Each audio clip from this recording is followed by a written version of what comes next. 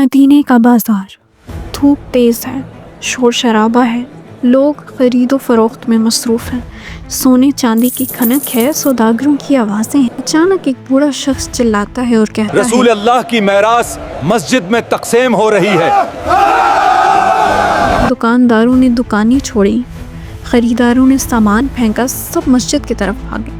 محمد صلی اللہ علیہ وآلہ وسلم کی میراث، کتنا سونا ہوگا، کتنی زمین اور کتنی دولت۔ سب نے سوچا آج تو ہم امیر ہو جائیں گے۔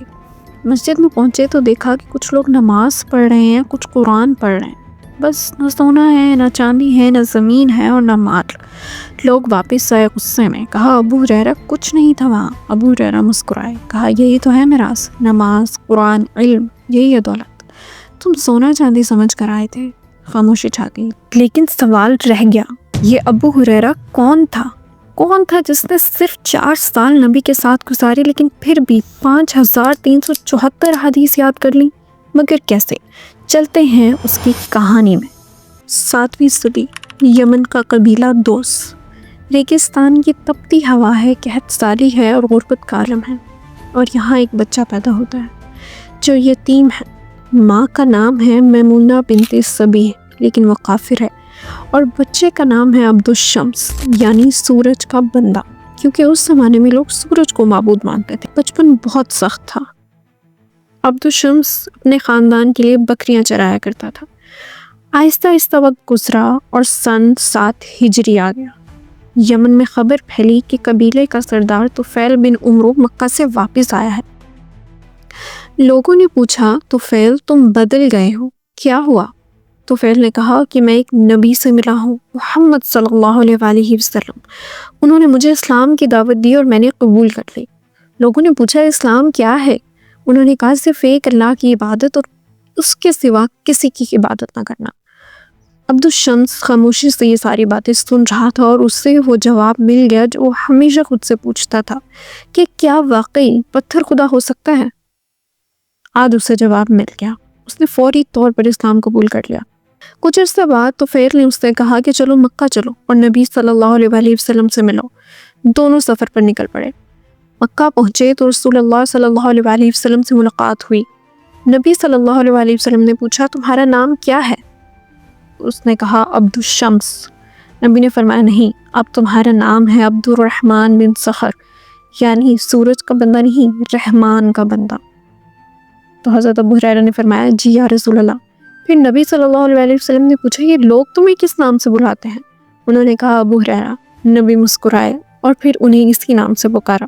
تو بس اس دن عبد الشمس مر گیا، عبد الرحمن پیدا ہوا، لیکن دنیا اسے ابو ہریرہ کے نام سے جانتی ہے۔ واپس آئے، یمن میں کچھ سال گزارے، پھر ابو ہریرہ نے فیصلہ کیا کہ میں مدینہ جاؤں گا، نبی کے ساتھ رہوں گا ہمیشہ۔ بس پھر کیا تھا، وہ سفر پر نکل پڑے اور مدینے کے دروازے پہ پہنچے، لیکن خبر ملی کہ رسول اللہ صلی اللہ علیہ وآلہ وسلم خیبر گئے ہیں، جنگ میں ہیں، اور مسجد النبوی میں انتظار کرنے لگے۔ کچھ دن بعد نبی خیبر سے واپس آ گئے۔ اس دن ابو ہریرہ کی اصل زندگی شروع ہوئی۔ ابو ہریرہ کے پاس کوئی گھر تو نہیں تھا، کوئی مال نہیں تھا، تو وہ صفا میں رہنے لگے۔ مسجد کا ایک کونا جہاں غریب صحابہ رہتے تھے اور وہ علم حاصل کرتے تھے۔ دن میں بھوک، رات میں سردی، پیٹ میں پتھر باندھ کر سوتے تھے۔ ایک دن 3 دن سے کچھ نہیں کھایا تھا۔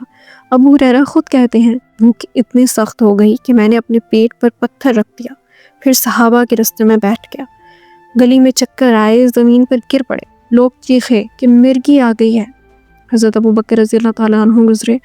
حضرت ابو ہریرہ نے ایک آیت کی تفسیر پوچھی، امید تھی کہ شاید سمجھ جائیں کہ مجھے بھوک لگی ہے، لیکن حضرت ابو بکر نے تفسیر بتائی اور آگے بڑھ گئے۔ حضرت عمر کے ساتھ بھی یہی معاملہ پیش آیا، انہوں نے بھی تفسیر بتائی اور آگے بڑھ گئے۔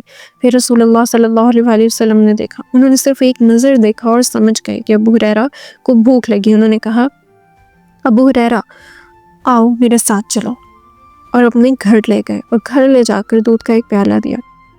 حضرت ابو ہریرہ نے پیا اور آپ نے فرمایا اور پیو۔ حضرت ابو ہریرہ نے جیب بھر کر پیا۔ حضرت ابو ہریرہ کہتے ہیں کہ اس دن مجھے احساس ہوا کہ یہ صرف نبی نہیں ہے، یہ رحمت ہے۔ اس دن ابو ہریرہ نے فیصلہ کیا کہ میں ہر لمحہ نبی کے ساتھ رہوں گا، ہر بات سنوں گا اور ہر لفظ کو یاد کروں گا۔ جب دوسرے صحابی بازار میں تجارت کرتے ابو ہریرہ مسجد میں ہوتے، جب انصار اپنی زمینوں پر کام کرتے ابو ہریرہ نبی کے قدموں میں ہوتے۔ مقصد صرف ایک، نبی کا ایک لفظ بھی ضائع نہیں ہونا چاہیے۔ لیکن اتنی باتیں، اتنی احادیث حضرت ابو ہریرہ کو یاد کیسے تھی؟ اس کے پیچھے بھی ایک ماجرا ہے، اس کے پیچھے بھی ایک قصہ ہے، آئیے جانتے ہیں۔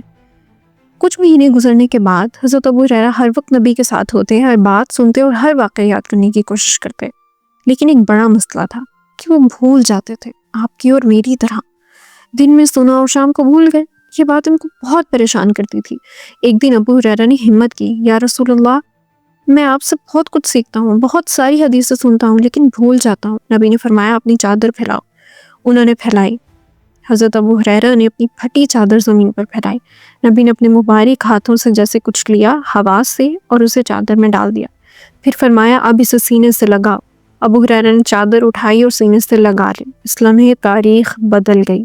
ابو ہریرہ فرماتے ہیں کہ اللہ کی قسم اس دن کے بعد میں نے جو کچھ بھی نبی سے سنا ایک لفظ بھی نہیں بھولا۔ ایک پھٹی چادر، ایک دعا، اور پیدا ہو گیا اسلام کا سب سے بڑا محدث ابو ہریرہ۔ ابو ہریرہ کی زندگی کا مقصد اب واضح ہو گیا تھا، نبی کے ہر لفظ کو یاد رکھنا، ہر حدیث کو محفوظ کرنا۔ وہ صبح سے شام تک نبی کے ساتھ رہتے، ہر سفر میں جاتے، ہر جنگ میں شریک ہوتے، صرف اس لیے کہ وہ نبی کا ایک ایک لفظ محفوظ کر سکیں۔ کہانی ختم نہیں ہوئی، مدینے میں سوال پیدا ہوا، کیا ابو ہریرہ واقعی اتنی احادیث یاد رکھ سکتے ہیں؟ مروان بن الحکم نے 1 سال کا خاموش خفیہ امتحان رکھا۔ کیا ایک لفظ بھی بدلے گا؟ یہ سب کچھ ویسا ہی رہے گا؟ اس امتحان کا نتیجہ سب کے لیے حیران کن ہونے والا ہے، اور ابھی تو یہ صرف شروعات ہے۔ پارٹ 2 میں ہم دیکھیں گے کہ مروان کا امتحان کیسے حقیقت سب کے سامنے لے آتا ہے، اور کیسے حضرت ابو ہریرہ کی عظمت سب کے سامنے آ جاتی ہے۔